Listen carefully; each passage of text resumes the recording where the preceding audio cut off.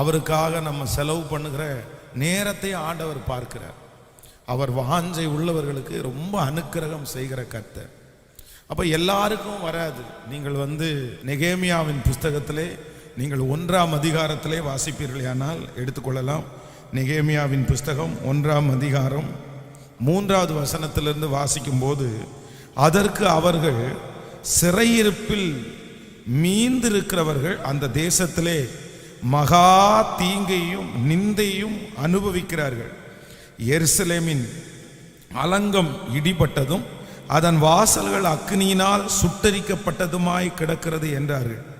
இந்த வார்த்தையை கேட்டபோது நான் உட்கார்ந்து அழுது சில நாட்களாய் துக்கித்து உபவாசித்து மன்றாடி பரலோகத்தின் தேவனை நோக்கி, பரலோகத்தின் தேவனாகிய கர்த்தாவே, உம்மில் அன்பு கூர்ந்து உம்முடைய கற்பனைகளை கைக்கொள்ளுகிறவர்களுக்கு உடன்படிக்கையும் கிருபையும் காக்கிற மகத்துவமும் பயங்கரமுமான தேவனே, உமது அடியாராகிய இஸ்ரவேல் புத்திரருக்காக இன்று இரவும் பகலும் உமக்கு முன்பாக மன்றாடி, இஸ்ரவேல் புத்திரராகிய நாங்கள் உமக்கு விரோதமாய் செய்த பாவங்களை அறிக்கையிடுகிற அடியேனுடைய ஜெபத்திற்கு உம்முடைய செவி கவனித்தும் உம்முடைய கண்கள் திறந்தும் இருப்பதாக. நானும் என் தகப்பன் வீட்டாரும் பாவம் செய்தோம். அப்போ பொதுவாக ஒரு அறிவிப்பு கொடுக்கப்படுகிறது. இஸ்ரவேல் ஜனங்களுடைய வாழ்க்கையிலே பட்ட கஷ்டத்தை அங்கிருந்து சிறையிருப்பிலே மீந்திருக்கிறவர்கள் இந்த நெகேமியாவினிடத்துல சொல்றாங்க, இந்த மாதிரி நடக்குது அப்படின்னு. உடனே அந்த விஷயம் சொல்லப்படும் போது எத்தனையோ பேருக்கு அந்த வார்த்தைகள் கேட்கப்பட்டாலும் அவர்களுக்கு ஒரு பாரம் வரல பாருங்க. ஆனா இந்த நெகேமியாவுக்கு தன்னுடைய இருதயத்தில் ஒரு பெரிய பாரம் வருகிறது. முதலாவதாக ஆண்டவர் நம்மளை ஆசீர்வதிக்கணும் அப்படின்னு சொன்னா, நம்முடைய இருதயத்தில் ஒரு காரியத்தை கேள்விப்படும் போது ஒரு பெரிய பாரம் நமக்கு வேணும். நம்முடைய குடும்பத்தை குறித்து ஒரு பாரம் வேணும், நம்முடைய வருமானத்தை குறித்த ஒரு பாரம் நமக்கு வேணும், நம்முடைய பிள்ளைகளை குறித்து நமக்கு ஒரு பெரிய பாரம் வேணும். சிலருக்கு அந்த அந்த கவலை இருக்கும், ஐயோ நம்முடைய குடும்பம் இப்படி இருக்குதே, நம்முடைய பிள்ளைகள் இப்படி இருக்கிறார்களே, நம்முடைய வருமானம் இப்படி இருக்கிறார்களே அப்படின்னு நிறைய பேர் கவலைப்படுவாங்க. இந்த இடத்துல தேவனுடைய மனுஷனாகிய நெகேமியா கவலைப்படுகிறது மட்டுமல்ல, அந்த காரியத்திலிருந்து ஜனங்களை விடுதலை ஆக்கிற தேவனை நோக்கி அவன் ஆராதித்தான். தேவனை நோக்கி ஒன்னொன்னா சொல்லி சொல்லி சொல்லி ஜெபிக்க ஆரம்பிக்கிறான். அப்போ இன்றைக்கு இந்த ஜெபத்திலே கலந்து கொண்ட உங்களுக்கு அதான் நான் நம்புறேன், வெறும் கவலை மட்டும் இல்லை, வெறும் பாரம் மட்டும் அல்ல, நம்ம எப்படியாவது அதிலிருந்து மீட்கப்படணும்னு நீங்க ஜெபிக்கிறதற்காக கடந்து வந்திருக்கிறீர்கள் என்று நம்புகிறேன். நீங்கள் ஏலியின் பிள்ளைகளை பார்ப்பீர்களே, ஆனால் அவர்கள் பேலியாளின் மக்களாக இருந்தார்கள். அப்போ அந்த பேலியாளின் மக்களாக இருக்கும்போது அவர்களை நினைத்து ஏலி கவலைப்படுறான். சொல்றான், என் மக்களே, நீங்க செய்கிறது நல்லதல்ல, ஏன் இப்படி நடக்கிறீங்க? மனுஷனுக்கு விரோதமாய் மனிதர்கள் எழும்பினா ஒருவேளை நியாயாதிபதிகள் அவர்களை நியாயம் தீர்ப்பார்கள். ஒருவன் கர்த்தருக்கு விரோதமாய் எழும்பினால் அவனுக்காக நியாயம் தீர்க்கிறது யார்? இப்படி செய்ய வேண்டாம் அப்படின்னு சொன்னாரே தவிர அவர்களுக்காக கவலை அவருக்குள்ள இருந்துச்சு. ஆனா அவர் என்ன பண்ணலன்னா, கரையம் பண்றதற்கு ஆயத்தமா இல்லை, அந்த பிள்ளைகளுக்காக திறப்பிலே நிற்பதற்கு ஆயத்தமா இல்லை. நம்முடைய காதுகளிலே நம்முடைய குடும்பங்களை குறித்து, நம்முடைய எதிர்கால வாழ்க்கையை குறித்து, பிள்ளைகளை குறித்த செய்திகளை கேட்கும் போது நம்ம வெறும் கவலைப்படுறதோட நம்ம நிப்பாட்டிடக்கூடாது. நம்ம என்ன பண்ணணும்னா, அந்த இரக்கம் நமக்கு கிடைக்கிற வரைக்கும் ஆண்டவருடைய சமூகத்திலேயே தியாகம் பண்ணுகிறவர்களை தான் ஆண்டவர் தேடுகிறார். இந்த 21 நாட்களும் என்ன அப்படின்னா, அது தியாகமான ஒரு நாள். இதை தனியாக தெரிந்து கொண்டு இந்த 21 நாளும் ஒரு நேரமாவது உபவாசம் இருந்து ஜெபித்து நம்முடைய குற்றங்களுக்காக நம்ம வருந்தி நம்ம மன்னிப்பு கேட்டு, சில காரியத்தை நம்ம விட்டு கொடுக்க வேண்டியது இருக்கும், சில காரியத்தை நம்ம ஆண்டவருடைய சமூகத்தில் அறிக்கை செய்ய வேண்டியது இருக்கும், சில காரியத்தை நம்ம பெற்றுக்கொள்ள வேண்டியது இருக்கும். இது எல்லாமே அலசி ஆராய்ந்து கர்த்தருடைய சமூகத்தில் நேரத்தை செலவிட்டு இதை அசால்ட்டா சாதாரணமாக எடுக்காம அப்படிப்பட்ட ஒரு இருதயத்தோட நீங்க இதுல முன்னேறினீங்கன்னா கண்டிப்பாக நான் சொல்றேன், இந்த 21 நாள் ஜெபம் முடியும் போது முதல்ல அற்புதத்தை ஆண்டவர் உங்களுக்கு செய்ய வல்லவராக இருக்கிறார். ஆண்டவர் வந்து கண்டிப்பா நம்மை விடமாட்டார். வேதம் சொல்லுகிறது, அவருடைய நாமத்திற்காய் காண்பித்த பிரயாசத்தை கர்த்தர் மறக்கவே மாட்டாராம். அப்போ ஆண்டவருடைய பிள்ளைகளுக்கு ஒரு பெரிய உணர்வு ஒன்று வேண்டும். என்ன உணர்வு வேணும் அப்படின்னு சொன்னா, கவலைப்பட்டு பிரயோஜனம் இல்லை, ஆனா அதற்கான முடிவுகளை இல்லை, அதற்கான ஒப்பு கொடுத்தலை நம்ம எல்லாருமே எடுத்தே ஆகணும்.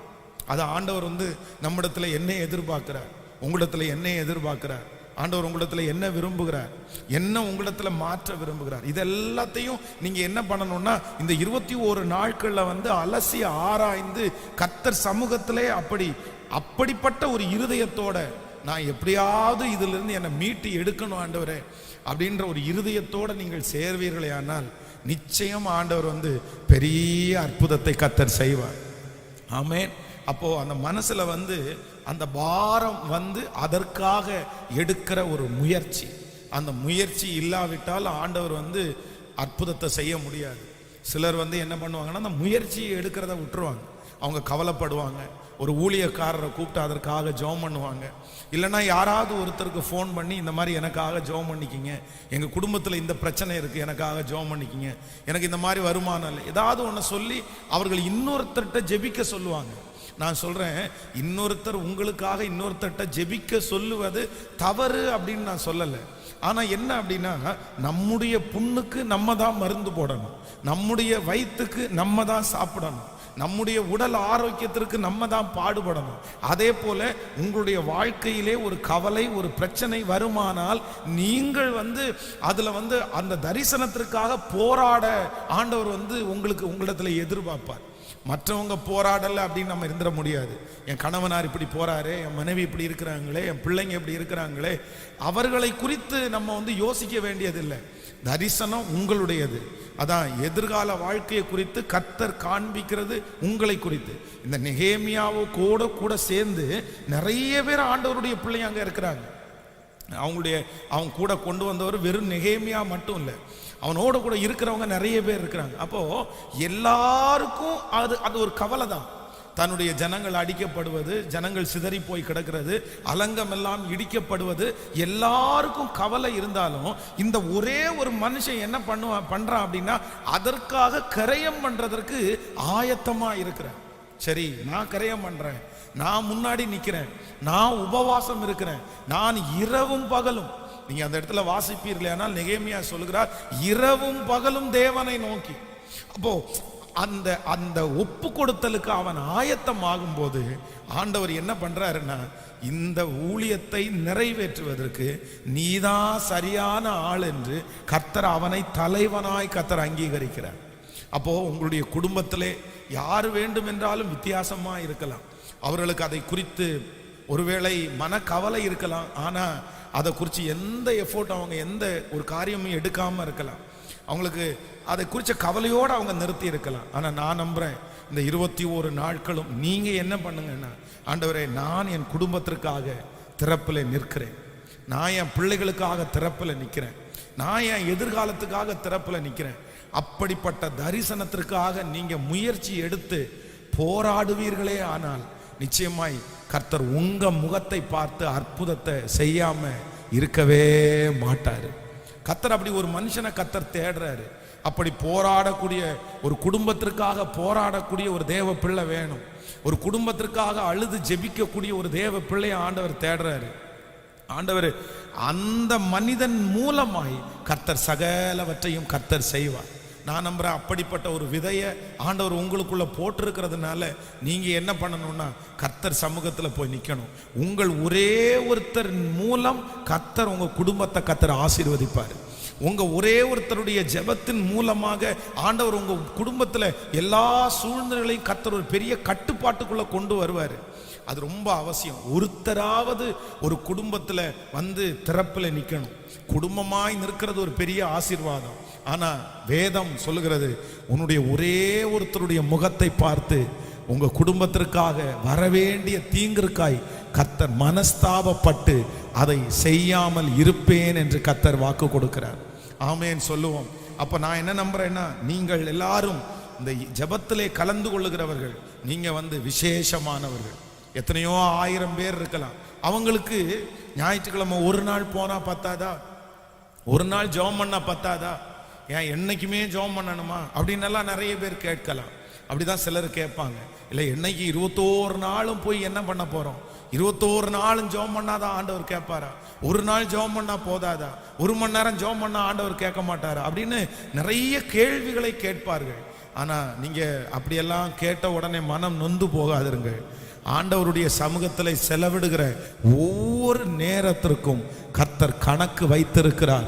இந்த 21 நாட்களும் நீங்கள் கர்த்தர் சமூகத்தில் இருக்கிறதற்கு கர்த்தர் ஒரு பெரிய கணக்கை வைத்திருக்கிறார். அந்த கணக்குக்கு கர்த்தர் கண்டிப்பாக பதில் தருவார். அவருடைய சமூகத்திலே இருந்த இந்த நாள், கர்த்தர் சமூகத்தில் ஜெபிக்கிற இந்த நாள் ஒரு நாளும் நம்ம சமூகத்தில் பலன் தராம போகவே போகாது. அதனால கர்த்தரை தேடுவதற்கு இப்படிதான் வாரத்துக்கு ஒரு நாள் தான் அப்படின்னு எல்லாம் கிடையாது. ஆண்டவர் சொல்றாரு, எல்லா நாளும் கர்த்தரை தேடலாம், எல்லா நிமிஷமும் கர்த்தரை தேடலாம். தேட தேட அவருடைய கிருபை நமக்கு கிடைத்து கொண்டே இருக்கும். அதனால எல்லாரும் என்ன ஜெபிக்க போறோம்னா, ஒரு பாரத்தை எனக்குள்ள தாங்க ராஜா. என் குடும்பத்தை குறிச்ச ஒரு பாரம் எனக்குள்ள வேணும், என் பிள்ளைகளை குறிச்ச ஒரு பாரம் எனக்குள்ள வேணும், இந்த தேசத்தை குறிச்ச ஒரு பாரம் எனக்குள்ள வேணும், திருச்சபையை குறித்த ஒரு பாரம் எனக்குள்ள வேணும். ஸோ அந்த பாரம், அந்த தாகம் தான் உங்களை என்ன பண்ணும் அப்படின்னா, எல்லாம் அதுல இருந்து தான் உங்களுக்கு ஆரம்பிக்கும். அது இல்லை அப்படின்னா எதுவுமே ஆரம்பிக்காது. பாருங்க, நானும் நிறைய வாலிபர்களை பார்த்துருக்கிறேன். சின்ன வயசுல பார்த்தீங்கன்னா, அந்த வாலிப வயசு முடிஞ்ச உடனே சில வாலிபர்களுக்கு பார்த்தீங்கன்னா, இந்த சம்பாதிக்கணும் அப்படின்ற ஒரு பாரம் அவனுடைய உள்ளுக்குள்ள இருந்துட்டே இருக்கும். பாருங்க, எப்படியாவது அவன் சம்பாதிச்சிடும் அப்படின்னு நினைப்பான். ஞாயிற்றுக்கிழமை ஆராதனையில் அந்த சாட்சியை நான் உங்களுக்கு சொன்னேன். அப்போ அந்த சாட்சியை சொன்ன அந்த தம்பிக்கு அவன் 29,000 ரூபாய் சம்பளத்துல இருந்து இன்னைக்கு 97,000 ரூபாய் சம்பளம் அந்த மகனுக்கு கிடைச்சிருக்குது. ஆனா அந்த காலேஜ் முடிக்கும் போதே அவன் என்கிட்ட ஜெபம் பண்ணது என்ன அப்படின்னா, பாஸ்டர், எப்படியாவது நான் எங்க அம்மா அப்பாவுக்கு ஒரு வீடு ஒன்றை கட்டணும், நான் ஒரு நல்ல ஒரு காரை வாங்கணும், நான் ஒரு மதிப்புக்குரியவனா இருக்கணும். இந்த சமுதாயத்தில் எங்க தகப்பனும் தாயும் நிறைய கஷ்டப்பட்டிருக்காங்க, ஆனா ஆண்டவர் என் கையை ஆசீர்வதிக்கணும், நான் நிறைய திருச்சபையை கட்டணும். அப்போ அவனுடைய இருக்கிற எண்ணங்களை பார்க்கும்போது பார்த்தீங்கன்னா, அந்த சம்பாதிக்கணும் அப்படின்ற ஒரு எண்ணம் அவனுக்குள்ள இருந்துட்டே இருந்துச்சு படிக்கும் போதே, அந்த படித்து முடிக்கும் போதே. அப்போ இன்றைக்கு அந்த மகனை ஆண்டவர் ஆசீர்வச்சிருக்கிறாரு. அப்போ அந்த தாகம் இல்லாம, அந்த தரிசனம் உங்களுக்குள்ள இல்லாம உங்களால எதையுமே பண்ண முடியாது. அதற்கு பிறகு பார்த்தீங்கன்னா, அந்த பையன் பல இடங்களிலே போய் நிறைய இடங்களிலே அவன் தோற்று போனான். நிறைய இடத்துல அவனை ரொம்ப குறைவாய் ட்ரீட் பண்ணாங்க. ஆனா கூட எல்லாத்தையும் சகிச்சுட்டு, இல்லை நம்ம எப்படியாவது சம்பாதிக்கணும், நம்ம எப்படியாவது, கொரோனா ஆரம்பிக்கிற டைமு வேலை போயிருச்சு, வேலை போன உடனே அவனால ஒண்ணுமே பண்ண முடியல. உடனே இல்லை எனக்கு வேலை போச்சு, எப்படியாவது எனக்கு வேலை வேணும், எப்படியாவது கர்த்தர் வேலை கொடுக்கணும். அந்த அடுத்த ஒரு வாரத்தில் பார்த்தீங்கன்னா பல இடங்களிலே போய் இன்டர்வியூ அட்டன் பண்ணி சம்பளம் குறைவா இருந்தா கூட பரவாயில்ல, உடனே அவன் வேலைக்கு ஜாயின் பண்ணான். இன்றைக்கு கர்த்தர் அவனுடைய கையின் பிரயாசத்தை ஆசீர்வதிச்சிருக்கிறார். அப்போ நம்ம எல்லாருமே முதலாவதாக என்ன ஜெபிக்கணும்னா, எனக்குள்ள ஒரு பாரத்தை தாங்க ஆண்டவரேன்னு ஜெபம் பண்ணணும். நல்லா வரணும் அப்படின்ற எண்ணம் நம்முடைய பிள்ளைகளுக்கு உருவாகணும். நான் ஒவ்வொரு நாளும் இந்த மாதிரி ஒவ்வொரு ஜெப குறிப்புகளுக்காக நான் உங்களை முதல்ல ஜெபிக்க வைக்கிறேன். நான் இன்றைக்கு ஆண்டவருடைய ஊழியத்தை செய்கிறேன் என்று சொன்னால் உண்மையிலே என்ன அப்படின்னா, உள்ளுக்குள்ள ஒரு பெரிய பாரம் இருக்கிறது. எத்தனை தடைகள், எத்தனை அவமானங்கள், நிந்தைகள் வந்தாலும் உள்ளுக்குள்ள ஒரு பெரிய தரிசனம் இருக்கு. அது எரிஞ்சிட்டே இருக்கு அந்த விளக்கு. இல்லை அமைதியா இராத, நம்ம அமைதியா இருக்கலாம். வாரத்திற்கு ஒரு நாள் ஞாயிற்றுக்கிழமை ஆராதனை நடத்துறோமா, ஃபாஸ்டிங் ப்ரேயர் நடத்துறோமா, அவ்வளோதான். ஒரு இடையில ஒரு மீட்டிங் நடத்துறோமா, போதும். ஒன்றும் பெருசா ஒன்றும் யாரும் நம்மளை கேட்க போறதில்லை, என்ன பண்றீங்கன்னு கேட்க போறதில்லை. அது நம்முடைய உரிமை. நான் நினைத்தால் ஊழியம் செய்யலாம், நினைக்காவிட்டால் நம்ம ரெஸ்ட் எடுக்கலாம். ஆனாலும் என்ன அப்படின்னா, உள்ளுக்குள்ளே இருக்கிற அந்த தரிசனம் என்னை சும்மா இருக்க விடல. ஒரு நாள் கொஞ்சம் லெகுவாய், ஒரு நாள் கொஞ்சம் ரெஸ்ட் மாதிரி எடுத்தாலே என்ன ஃபீல் ஆகுது அப்படின்னா, ஐயோ இன்னைக்கு ஒரு 3 மணி நேரம் வேஸ்ட் ஆயிடுச்சு, இன்னைக்கு ஒரு 4 மணி நேரத்தை நம்ம வேஸ்ட் பண்ணோமே, இந்த நேரத்தில் ஏதாவது ஒன்று செஞ்சிருக்கலாமே, இந்த நேரத்தில் ஏதாவது ஒரு ஊழியம் செய்யலாமே. அப்போ உள்ளுக்குள்ளே இருக்கிற அந்த தரிசனம் அப்படியே உந்தி தள்ளிட்டே இருக்குது. இல்லை அடுத்த ஸ்டெப்பு வைக்கணும், நீ அடுத்த படிக்கு நீ போகணும், ஆலயத்திற்காக இடம் வாங்கி முடிச்ச உடனே ஒரு ஆலயத்தை கட்டணும். அந்த 2023 வருஷத்துல 3000 பேருக்கு டார்கெட் பண்ணு, 3000 பிலீவர்ஸ் வந்தே ஆகணும், அதற்காக நீ போராடு. இந்த பட்டணத்துல நிறைய வெளிநாட்டுல இருந்தா பெரிய பெரிய ஆட்கள் டூரிஸ்ட் பிளேஸா இருக்கு. இன்னைக்கு கோயம்புத்தூர் பட்டணம் நிறைய இடங்கள்ல டூரிஸ்ட் பிளேஸ் இருக்குது. அதுவும் பொதுவாக வந்து சில இடங்களில் பார்த்தீங்கன்னா சில கோயில்கள் வந்து டூரிஸ்ட் பிளேஸாக இருக்குது. அப்போ நான் ஜெபம் பண்ணேன், இல்லை ஆண்டவரே இங்கே ஒரு திருச்சபை எழுமணும், அந்த திருச்சபைக்கு ஆயிரக்கணக்கான பேர் வரணும். அவங்க வந்து இந்தியாவில் யாராவது டூர்னு வந்தால் எங்கள் திருச்சபையை பார்க்கறதுக்குன்னே வரணும். அப்படிப்பட்ட ஒரு எழுப்புதல்கள் வந்து இருதயத்துக்குள்ளே வந்துட்டே இருக்குது. இல்லை செய்யணும், சோர்ந்து போகக்கூடாது. அப்போ அந்த ஆசையையும் விருப்பத்தையும் கர்த்தர் அப்படி கொழுந்து விட்டு எரிய வைக்கிறார். அப்ப நான் என்ன நம்புறேன் அப்படின்னா, இன்றைக்கு இந்த ஜெபத்தில் இருக்கிற உங்கள் பிள்ளைகளை குறித்து நீங்கள் கவலைப்படலாம். பாஸ்டர், என் பிள்ளைக்கு ஆசையே இல்லை, என் பையனுக்கு ஆசையே இல்லை, அவனுக்கு வளரணும்னு ஆசை இல்லை, அவனுக்கு சம்பாதிக்கணும்னு ஆசை இல்லை, அவனுக்கு படிக்கணும்னு ஆசை இல்லை, அவனுக்கு ஊழியம் செய்யணும்னு ஆசை இல்லை, ஏதோ அப்படியே வர்றான் போறான், ஏதாவது ஒன்று நடந்தா போதுன்றான், இன்னைக்கு தேவை இருந்தா போதும்னு நினைக்கிறான். இல்லை, நம்ம ஜெபிக்க போறோம். இன்னைக்கு ஆண்டவர் வந்து அந்த விருப்பத்தை கர்த்தர் அந்த பிள்ளைக்குள்ள கொடுக்க போறாரு. அந்த ஆசைய பிள்ளைக்குள்ள கர்த்தர் தர போறாரு. ஆமென் சொல்லுங்கள். நீங்க இந்த சிவானந்தா காலனி பக்கத்துல நீங்க போய் பார்த்துட்டீங்க அப்படின்னு சொன்னா, அர்ஜென்ட் அவசரமா வேலைக்கு ஆள் தேவைன்னா அத மாதிரி நிக்கிறதுக்குன்னு ஒரு கூட்டம் இருக்காங்க. இந்த உலகத்துல இந்த பட்டணத்துல வந்து நிறைய இடத்துல வேலை இருக்குது. ஆனா அவசரமா இப்போ வந்து ஒரு டாய்லெட் ஒன்று அடைச்சு போயிருச்சு, அதை கிளீன் பண்ணணும், இல்லைன்னா ஒரு சின்ன மேஷன் வேலை இருக்குது அதை செய்யணும் அப்படின்னு போது ஒரு பெரிய இன்ஜினியரை கூப்பிட்டா அவங்களுக்கு கொடுக்க முடியாது. அந்த சின்ன சின்ன வேலைக்கு வரமாட்டாங்க. அதனால நிறைய பேர் பைக் எடுத்துட்டு என்ன பண்ணுவாங்கன்னா, இந்த சிவானந்த காலனியில் இப்படி 2-3 இடம் இருக்குது, அந்த இடத்துக்கு நீங்க போனீங்க அப்படின்னா ஒரு 10 பேர் நின்று இருப்பாங்க. நீங்க வந்து அங்க பைக்கை கொண்டு போய் நிறுத்தினாலே 2 பேர் வருவாங்க பக்கத்துல வந்து, ஏன்னா ஏதோ வேலைங்களாண்ணே, என்ன வேலை செய்யணும்னே, என்ன வேலை இருக்குது அப்படின்னு வருவாங்க. அப்ப நம்ம வந்து அவங்கள பைக்ல வந்து கூட்டிட்டு வந்தோம் அப்படின்னா சம்பளத்துக்காக அவங்க அங்கேயே போட்டி போடுவாங்க. எனக்கு ஒரு நாள் ஆனனால எனக்கு 1200 ரூபா வேணும், 1500 ரூபா வேணும்னு சம்பளம் பேசுவாங்க. நம்ம வந்து கூட்டிட்டு வந்தோம்னா உண்மையிலே சொன்னா ரொம்ப சோம்பேறித்தனமா தான் சிலர் வேலை பார்ப்பார்கள். சிலர் நல்லா வேலை செய்யலாம். ஆனா ஒரு 1500 ரூபாய் அன்னைக்கு அவங்க கையில கிடைச்சிச்சு அப்படின்னு சொன்னா அவ்வளவுதான், 3 நாளைக்கு அந்த பக்கமே வர மாட்டாங்க. ஒரு 3 நாள் அந்த பக்கம் காணாது.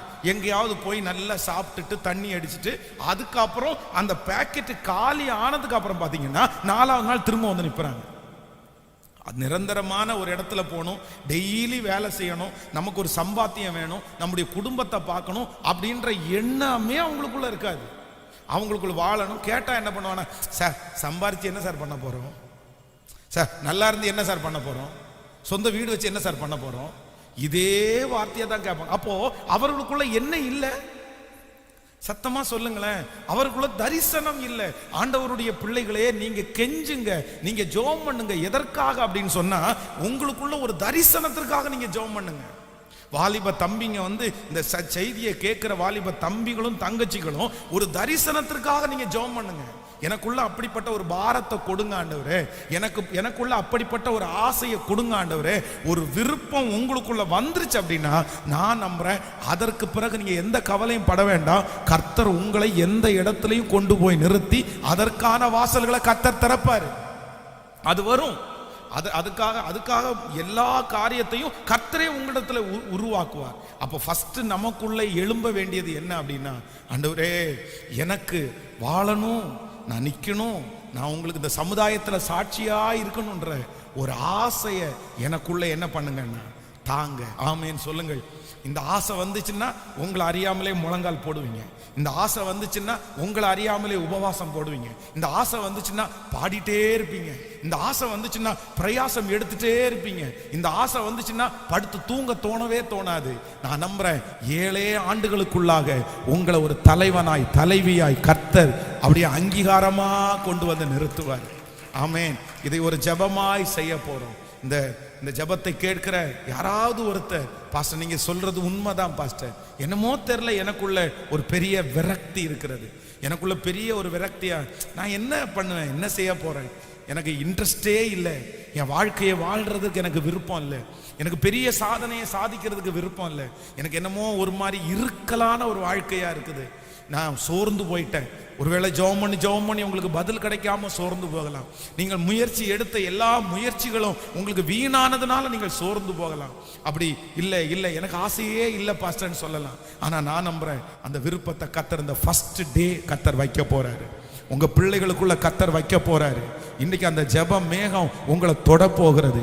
இந்த ஜெபத்திலே கலந்து கொள்ளுகிற திருச்சபையில இருக்கிறவர்களா இருந்தாலும், ஆன்லைன்ல இந்த ஜெபத்தை கேட்கிறவர்களா இருந்தாலும், நான் நம்புகிறேன் கர்த்தர் அப்படிப்பட்ட ஒரு நெகேமியாவுக்குள்ளே வைத்த அந்த தரிசனத்தை கர்த்தர் இன்றைக்கு உங்களுக்குள்ள வைக்க போகிறார். உங்க பிள்ளைகளுக்குள்ளே கர்த்தர் வைக்க போகிறார். அந்த தரிசனம் உங்களை ஹalleluya அழகாய் நடத்த போகிறது. ஆமென் சொல்லுங்கள். எத்தனை பேர் விசுவாசிக்கிறீங்க? அப்ப அந்த ஆசைக்காக நம்ம ஜெபிக்க போறோம். ஆமென். அதான் தாவீது தன்னுடைய சகோதரரை பார்க்கிறதற்காக வருகிறான். வரும்போது கோலியாத் பயங்கரமா கர்ச்சிக்கிறான். அவனுடைய சத்தத்தை கேட்ட உடனே இவனுக்குள்ள ஒரு பெரிய கோபம் வருது. என்ன ஆண்டவரே அவன் இப்படி பேசுறான், யார் அவன், என்ன பண்ண முடியும் அப்படின்னு கேட்கும்போது அவனுடைய சகோதரர்கள் எல்லாரும் அவனை அதட்டுகிறார்கள். அப்ப அவன் என்ன சொல்றான்னா, நான் இங்கே வந்ததற்கு ஒரு முகாந்தரம் இல்லையோ? அங்க இருக்கிற ஆயிரக்கணக்கான படை வீரர்களுக்கு கோலியாத்தை ஜெயிக்கணும்ன்ற ஒரு எண்ணம் வரவே இல்லை.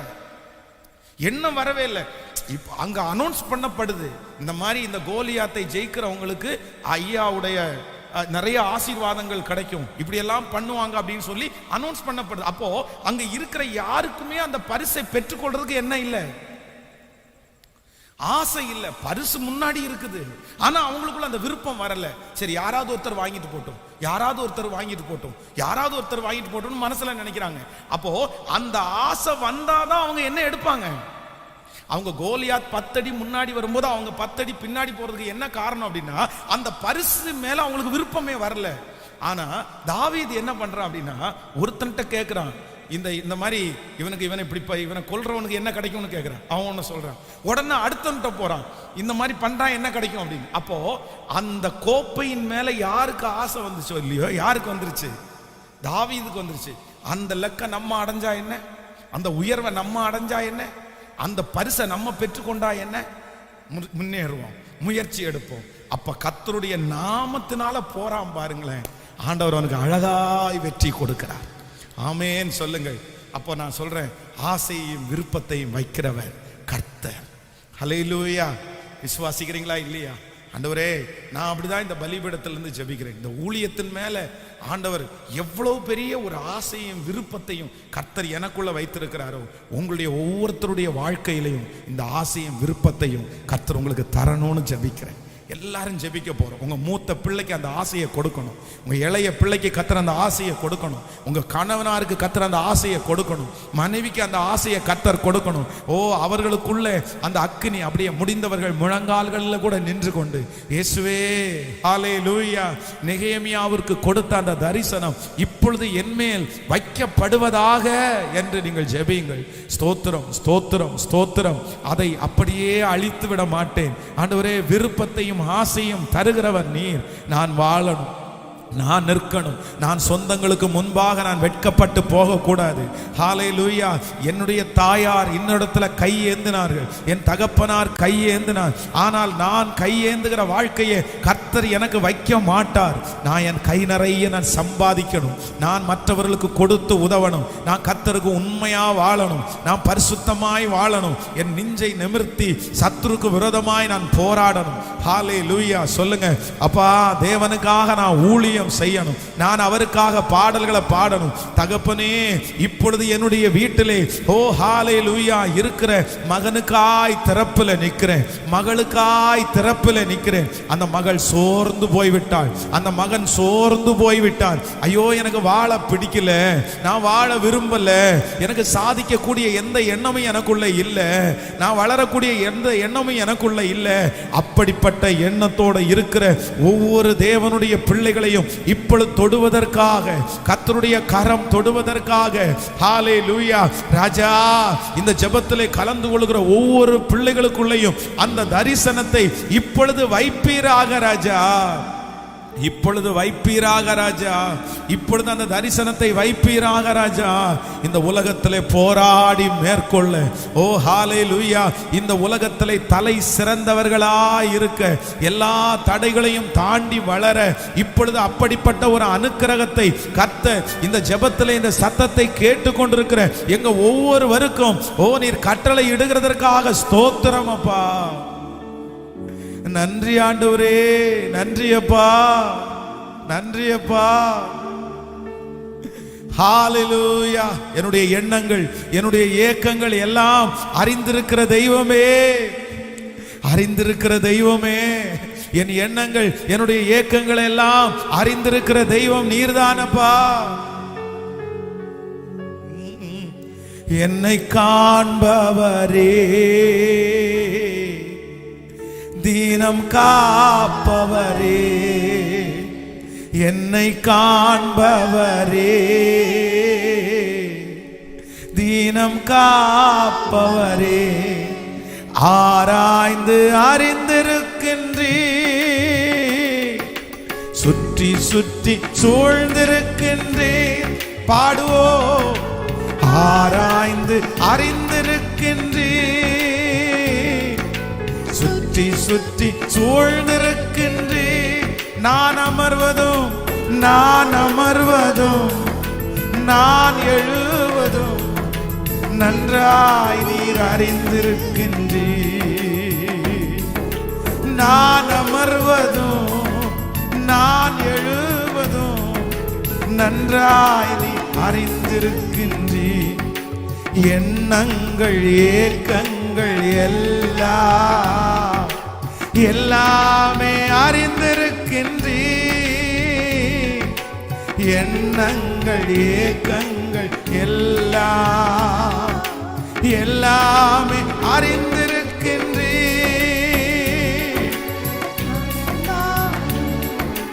பாடுத்தாலும் அப்பா நீர் அறிந்திருக்கின்றீர். இயேசுவே நடந்தாலும் பாடுத்தாலும் அப்பா நீர் அறிந்திருக்கின்றீர். இப்ப சொல்லோ நன்றி ராஜா இயேசு ராஜா, நன்றி ராஜா. பாடிக்கொண்டே நன்றி ராஜா,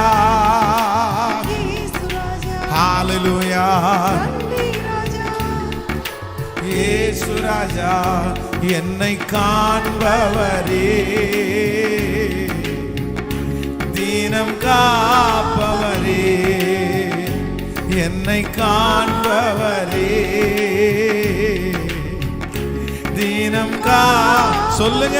ஆராய்ந்து அறிந்திருக்கிறேன், ஆராய்ந்து அறிந்திருக்கின்றேன் ராஜாவே, சுற்றி சுற்றி சூழ்ந்திருக்கின்றேன் அப்பா. இப்போ இந்த பாட்டை பாடும்போதே அந்த அக்கினி எரியட்டும், அந்த பிரசன்னம் எரியட்டும். ஓ ஹalleluya. நான் அமர்வதும் ஓ நான் எழுவதும் எல்லாமே அறிந்திருக்கின்றேன். நான் அமர்வதும் இயேசுவே எல்லாம் அறிந்திருக்கின்றேன். ஆம் ராஜா, எங்களுக்குள்ளே விருப்பத்தை வைக்கிறவர் நீர், எங்களுக்குள்ளே ஆசையை வைக்கிறவர் நீர். அதற்காக நாங்கள் ஜெபிக்கிறோம், அதற்காக நாங்கள் முயற்சி எடுக்க எங்களுக்கு பலன் தருகிறவர் நீர். இப்பொழுது இந்த இரக்கம் செய்யும் வரை உண்மையே கூட்டத்தினுடைய இந்த முதல் நாளில் எங்க ஒவ்வொருத்தருடைய இருதயத்திற்குள்ளேயும் வளரணும், வாழணும், சாட்சியாய் நிற்கணும். அப்படிப்பட்ட ஒரு விருப்பத்தை கர்த்தர் எங்களுக்குள்ளே நீர் வைக்கிறதற்காக, அந்த அபிஷேகத்தை நீர் வைக்கிறதற்காக தானியேலுக்குள்ள வச்சீங்களே ராஜா, சாத்ராக் ஆபேஸ் நேகோக்குள்ள வச்சீங்களே ராஜா, ஹalleluya. யோபுக்குள்ள வச்சீங்களே ஆண்டவரே, தாவீது என்கிற மனிதனுக்குள்ள வச்சீங்களே ராஜா. அந்த விருப்பமும் ஆசையும் இப்பொழுது எங்களுக்குள்ளே பற்றி எரிவதாக, எங்கள் பிள்ளைகளுக்குள்ளே கடந்து வருவதாக ராஜா. ஆமென். நீர் அப்படி செய்ய போகிறதற்காக நன்றி, இயேசுவின் மூலம் பிதாவே. ஆமென். ஹல்லேலூயா. உட்காருங்க. அப்போ நம்ம எல்லாருமே நம்முடைய குடும்பத்தில் ஒருத்தர் ரட்சிக்கப்படலைன்ற உடனே நம்ம விட்டுற முடியாது. நம்ம குடும்பத்தில் நம்ம நல்லா வளரல அப்படின்னு உடனே நம்ம விட்டுற முடியாது. நமக்குள்ளே என்ன பண்ணணும்னா அந்த விருப்பத்தை கர்த்தர் தருவார். ஒருவேளை உங்களுடைய விருப்பங்கள் எல்லாம் ஒருவேளை மண் போட்டு யாராவது ஒருத்தர் புதைச்சிருக்கலாம். உங்களுடைய ஆசைக்கு விரோதமாய் அவர்கள் பேசியிருக்கலாம். ஆமா நீ பெருசா பண்ணுவியாமா, நீ பெருசா உயர்வியாமா. யோசேப்பினுடைய சகோதரர்கள் அப்படிதான் அவனை பார்த்து சொன்னாங்க. நீ என்ன பெரிய எங்களுக்கு தலைவன் ஆயிருவியோ, நீ என்ன பெரிய ஆளாயிருவியோ, எப்படி நடக்கும். ஒரு சொப்பனத்தை பார்த்த உடனே எல்லாம் நடந்துருச்சோ, என்னென்னமோ அவனை பார்த்து அப்படி பேசினாங்க. ஆனா நான் நம்புறேன், அந்த விருப்பத்தை உள்ளுக்குள்ள வச்சவர் கர்த்தர். யோசேப்பை கர்த்தர் அந்நிய தேசத்துல கொண்டு போய் அவனுடைய தரிசனத்தையும் சொப்பனத்தையும் கர்த்தர் அப்படியே நிறைவேற்றினார். நான் நம்புகிறேன், கர்த்தர் உங்களுக்கு சொப்பனத்தின் மூலமாய் உங்க தரிசனத்தை கர்த்தர் விரிவுபடுத்துவார். கர்த்தர் உங்களுக்கு காண்பிப்பார், உங்களை என்ன செய்ய போறேன் அப்படின்றத கர்த்தர் காண்பிப்பார்.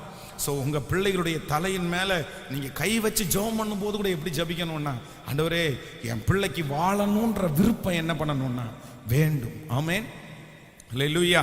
இந்த உலகத்துல நிறைய பேர் பிடிக்காம தான் வாழ்க்கையை வாழ்ந்துட்டு இருக்கிறாங்க. அவங்களுக்கு பிடிக்கவே இல்லை.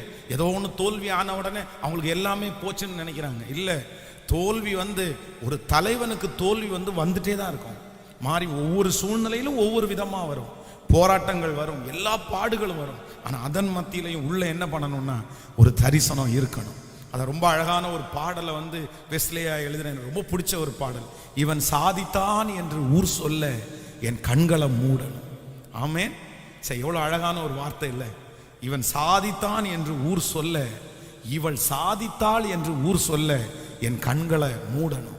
இந்த உலகத்தில் கர்த்தர் உங்களுக்கு கொடுத்துருக்கிற அந்த வாழ்க்கையை நீங்க எப்படி வாழணும்னா, ஒருவேளை 10 பேருக்கு தெரியாம இருக்கலாம், ஆனா வெற்றியாய் நீங்கள் வாழ்ந்து முடிக்கணும். ஆமென். நீங்க யாரையாவது ஒருத்தருக்காக ஜெபம் பண்ணி ஆதாயப்படுத்தணும். உங்கள் ஜெபத்தின் மூலமாய் உங்கள் குடும்பம் கட்டப்படணும். நம்ம ஒருவேளை கர்த்தருடைய வருகைக்கு முன்னாடி எடுத்துக்கொள்ளப்பட்டா கூட நம்முடைய பின் சன்னதி சொல்லணும், இப்படி ஒருத்தர் வாழ்ந்தார், இப்படி ஒருத்தர் இருந்தார், அவருடைய ஜெபத்தினால தான் நாங்கள் இன்னைக்கு இருக்கிறோம், அவருடைய உபவாசத்தினால தான் இன்னைக்கு நிற்கிறோம்னு உங்களை குறித்து சாட்சி சொல்ற அளவிற்கு நிச்சயம் ஆண்டவர் செய்வார் என்கிறதுல ஹல்லேலூயா நான் நம்புறேன். ஒரு சந்தேகமே இல்லை. ஆமென். எல்லாருக்குள்ள இந்த ஃபர்ஸ்ட் டே நீங்க அடுத்த நாள் வர்றதுக்குள்ள நீங்க என்ன பண்ணணும்னா, எனக்குள்ள விருப்பத்தை வைங்கப்பா, எனக்குள்ள விருப்பத்தை வைங்கப்பா, எனக்குள்ள விருப்பத்தை வைங்கப்பா, எனக்குள்ள ஒரு ஆசையை வைங்கப்பா. அதை வச்சுட்டு வெறும் சும்மா இருந்துட முடியாது. ஃபர்ஸ்ட் முதல்ல என்ன பண்ணணும்னா, உங்க ஆசை உங்களுடைய விருப்பங்கள் முதல்ல கர்த்தர் சமூகத்துல கொண்டு போகப்படணும். அப்பதான் அதுக்கு உயிரே வரும், இல்லைன்னா அதுக்கு உயிர் வராது.